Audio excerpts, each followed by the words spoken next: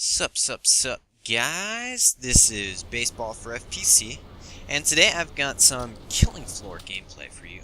I'm playing on the map Aperture, which is one of the stock maps that came with Killing Floor, and I'm going to be starting out with the Sharpshooter perk, which I typically start out with the Sharpshooter perk because you basically need a headshots to advance, and the headshots are with the lever action rifle, the pistol, the M14, and seeing as how you start out with the pistol, it's just easiest to get headshots with that. And then I usually switch to like the medic or the firebug or something like that, just in the later rounds. But for the first couple, I'm always a sharpshooter. It works out for me. So anyways, I'm playing with ZM Austin, who, if you've watched my other videos, he was in Nazi Zombie Alley for World at War. Anyways, he was a good friend of mine, and we had a lot of fun playing this map. We got to Wave 10, which, if you're familiar with Killing Floor, is the last wave before the Patriarch. The Patriarch is the boss at the end. So anyways, we got to Wave 10, which took us quite a while. It took us about 40 minutes or so. And then two guys died at the very start of the match, and then two more guys disconnected, so we were down to just like three or four guys after that, and we held out as long as we could, but it was tough and we ended up dying. It was pretty sad because I've never beaten this map before, so I was hoping to get the achievement, but it didn't work out this time. However, it was still a very nice long gameplay, so I've got that for you. We're going to be splitting it up into two parts. This is the first part, as you can tell. Will run about 20 minutes, and then about the same for part 2. So hopefully I'll be able to keep a running commentary all 20 minutes for the first part, around 20 minutes for the second part. So it'll definitely be interesting to see how long I can actually talk for. So we got the first round done, and we're heading to the Trader. I guess I'll talk a little bit about the Killing Floor structure of the game and how it plays out and stuff, because I've never actually done a commentary on Killing Floor before. So yeah, you've got rounds. You can choose either a normal or long game. They're both 10 rounds, however, the normal has slightly fewer zombies than the long. Long obviously has quite a bit more. And so you go through 10 rounds. After you beat the 10th round, then you've got what's called the Patriarch, and he's basically the boss at the end, and he spawns in with the regular zombies, I guess you call them. Not really zombies, but just mutilated people. And the object is obviously to kill the Patriarch before he kills you. He's very strong, and he's got like a freaking machine gun on his arm, and I think he's got some pretty strong melee as well, if I recall correctly. So anyways, he's just a beast, and so he is obviously a very tough guy, and a lot of times I've died. Like after going through all 10 rounds, you end up dying fighting the Patriarch. That's always a fun time. It's almost as bad as dying on the 10th round. But yeah, it's not a fun time either way. So yeah, you go through the 10 rounds and you fight the Patriarch, and the object is to win. And so after each round, you get to go to the Trader. The Trader basically allows you to buy body armor, allows you to buy more weapons, and that's basically what the Trader is. And you can only use the Trader between rounds. That's one of the stipulations, I guess. And you get points, or rather cash, for killing the different creatures, and then after surviving a round, then you get a set amount depending on which round you're at. If you die, you don't get revived. This isn't World at War Nazi Zombies. Once you go down, you're out for the rest of the round. So it's very smart to work as a team, stay together, because yeah, it's extremely difficult, if not impossible, to beat this by yourself once you get into the later rounds. At least it's very difficult. I've never seen anybody do that. I haven't watched a whole lot of Killing Floor gameplays, so there probably are people who can do it. However, most of the time, the creatures can run faster than you. So yeah, when they can run faster than you, you usually aren't going to survive. and your health doesn't regenerate, basically you have to heal yourself or have somebody else heal you. That's another reason why it's good to stay as a team, work as a team, because you can heal each other. You actually heal them more if you heal them rather than healing yourself. To heal yourself on the keyboard, it's Q. That's the default key, so you can go ahead and hit that. You'll heal yourself. However, if somebody else heals you, it'll obviously be they'll heal you a bit more than you would yourself. And if you're the medic, which is a perk, you can heal more. You can yeah, it's obviously exactly what it sounds like. Some of the perks, you've got the sharpshooter perk, which is for like headshots and stuff. The medic perk for healing. You've got, what else do you have? You've got the firebug, which deals with fire. You've got berserker, which is melee. You've got support, which is shotguns and welding. And you don't have to have the perk selected in order to raise it, in order to level it. You just have to have it selected if you want to get benefits. And as you raise levels, I think the max level for each perk is 5. And as you raise each level, each perk 1 level, then you get discounts on guns, you get increased weapon damage for the particular class. So obviously there's a whole bunch of benefits for leveling up. And just pick the perk which best benefits the team. Because this is a hugely team-oriented game. You don't usually...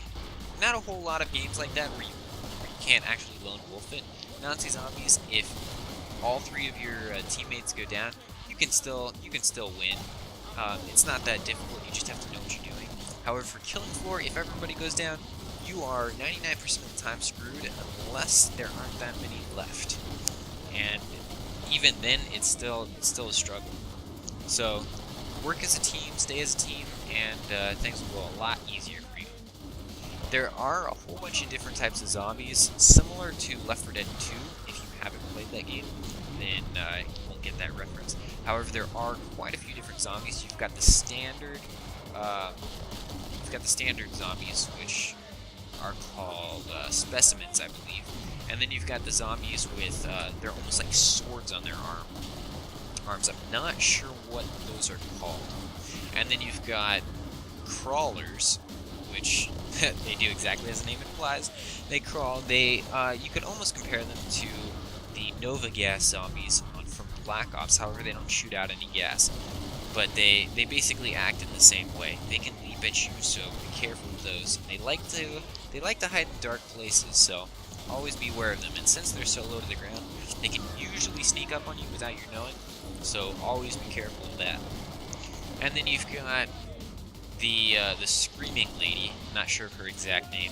However, she almost looks like her arms and her chest are wrapped up, like she's tied together. And then you can distinctively hear her because she screams like crazy.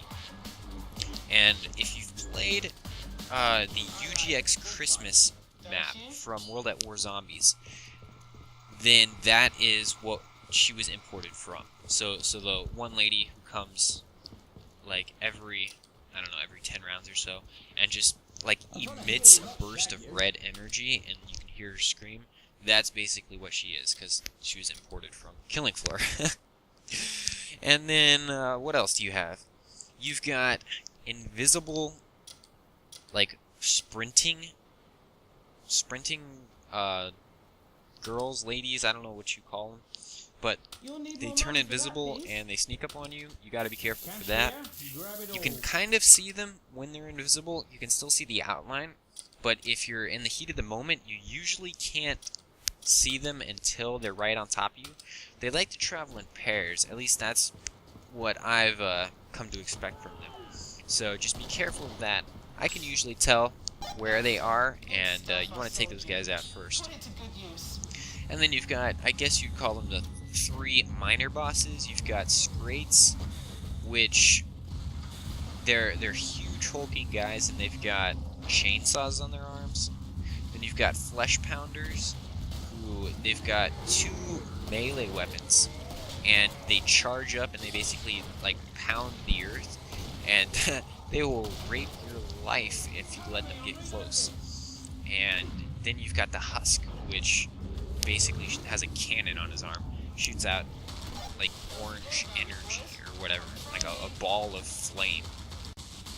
But yeah, all three of those are like minor bosses. Obviously the Patriarch at the very end is the boss.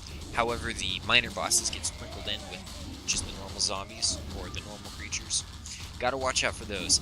The Husk isn't as deadly. You can pretty much avoid his cannon blast. However, the Flesh Pounder, oh man, that guy is insane. Want to watch out for him. Stick as a team, and basically just hit him with everything you've got. You want to take the Scrate as well as the Flesh Pounder out as soon as you can. As soon as they come into sight, start hitting them with everything you've got, because they will shred your team if you let them get up close and personal. Because they're both melee oriented, so hit them when they're still further away and run as soon as they start getting closer. Just equip your knife. The knife allows you to run faster. There is no sprint in this game, so switching to your knife allows you to, I guess, walk faster, because you can't really sprint in the game.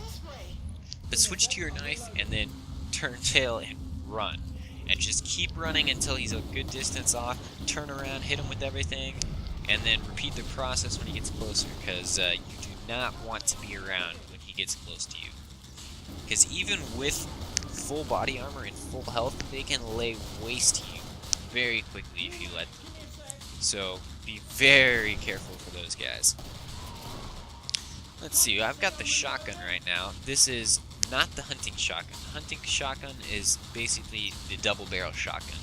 You've got the 2 shells, and you have to reload after those 2.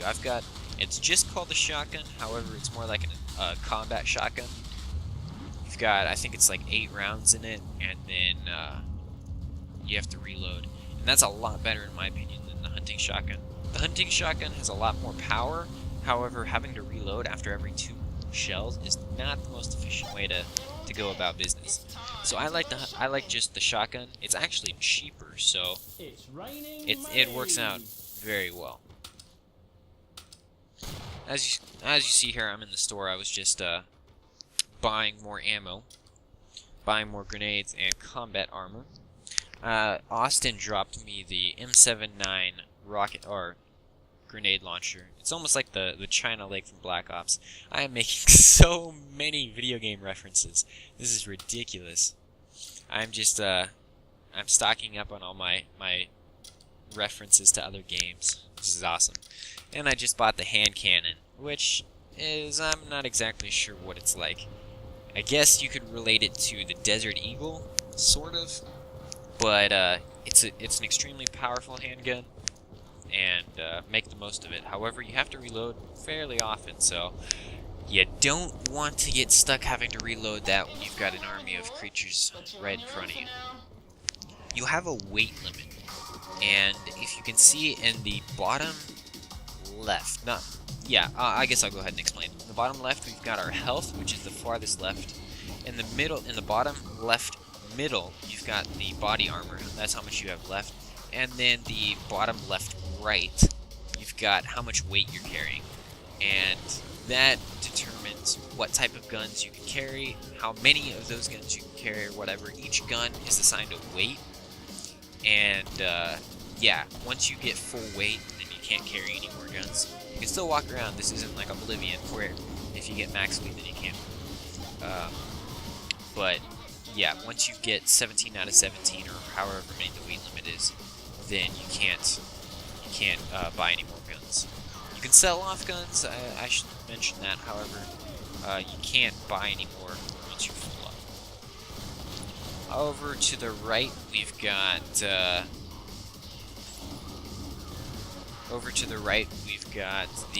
what do we have there? To the right, the far right, we've got the amount of grenades we have.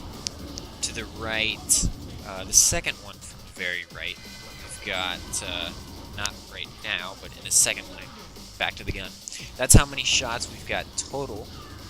And then to the bottom, second to the left, I should say. This is getting really cluttered, and it's not coming. I'm not coming out as very articulate, but I hope you understand what I'm saying. That's how many clips you have left. I'm using a shotgun, so it's not the best demonstration of that. However, there is how many clips you have left and how many shots inside that clip you have. And yeah, basically that's it. I'm not... Okay, this is really stupid, but I'm not sure what the 100 is. I'm thinking that it has to do with the... No, that's not right. I was thinking it had to do with how much you can heal somebody, but I was just thinking back to my previous game, and no, that's not. I don't remember what exactly that 100 is. It sounds such a fail right now. But half of you guys don't even watch these long videos all the way through, so you probably won't even get to this part. If you do, got a nice little Easter egg in here for you. Well, I guess I should kind of explain about the map. I never really talked about the map. Aperture. The map that I'm playing, Aperture, is based off of Portal 2. Or was it out before Portal 2? I'm not sure if this came out before Portal 2 or not, because it's got all the makings of a Portal 2 map with the destroyed environment. GLaDOS is all shut down, and everything is basically in a wreck. However, Killing Floor, the game itself, came out way before Portal 2, so I'm not sure if this came out in a map pack or if they were just like fortune tellers and they knew about this before it actually happened. Whatever the case is, this is a Portal map, whether it's based off of Portal 2 or whether they were thinking ahead when this came out and this was actually Portal 1. I'm not sure. Whatever the case is, Portal style map. You've got the turrets, you've got GLaDOS in one of the rooms, you've got what do you have? You've got companion cubes, testing cubes, all that good stuff. It's a really nice map. It's extremely well detailed because it was from Tripwire, who actually made the game. So you can expect pretty decently made maps from the developers themselves, and this is no exception. It's a very, very nicely detailed map. Probably one of the more nicely detailed maps. I really enjoy playing this. It's an extremely difficult map, I should say, because there aren't a whole lot of places where you can hold out. You basically have creatures spawning all around you no matter where you are, and that makes it really difficult. So one of the more difficult maps, I'd say, however, it is one of the nicer looking, and so it's like a win-lose situation. You've got a nice map, but it's really difficult, and I was pretty mad. Well, not really mad. I was disappointed that we didn't win, because I wanted the achievement, and probably won't be playing this map for a while again. Right there, that's the guy with the chainsaw, the Scrate. And we are turning tail and running until we can basically turn around and fight him. All four of us are here, so that's the best time to lay waste to him, is when you've got your whole team surrounding. And for the minor bosses, they spawn in. There is no. It's not like there's a limit to how many you can spawn in at once. So it's not like you're just gonna have one minor boss at a time. You might have 5 or 6 all crowding around you. So that can get pretty difficult. You know, we've got like 4 minor bosses here. We had like 3 Scrates, and then there was a Husk. And so it gets pretty intense, especially on these long games. The long meaning longer rounds, more zombies. And so it gets pretty intense during long games. And yeah, pretty crazy stuff. We're almost done with round 6. Got pretty far through. We weren't having too much trouble up until this point. And then as we got further and further, and not further and further, closer and closer to round 10, then things started to fall apart, and that was a downside. I'm speeding up the clip here because basically we were searching for the last minor boss. We weren't exactly sure where he was, so we spent a good couple minutes trying to find out where exactly he was. And then once we did find him, then we sent one guy, which was pretty funny. We sent one guy out to find him. And what ensued was our mini version of the Hunger Games. We were all sitting at the window watching while one guy went about attacking the Scrate. So that led to some interesting conversation. Down in the chat, you can see it's like watching the Hunger Games. We're all sitting by the window while the other guy goes out there. He eventually gets killed, which made it even funnier. But it was a good time. There, he's down and out. That was pretty funny. So he's coming over here. We're about to kill him. And that's about it for part 1. Stay tuned for part 2. I'll get that up as soon as possible. So thanks for watching, guys. Until next time. Later.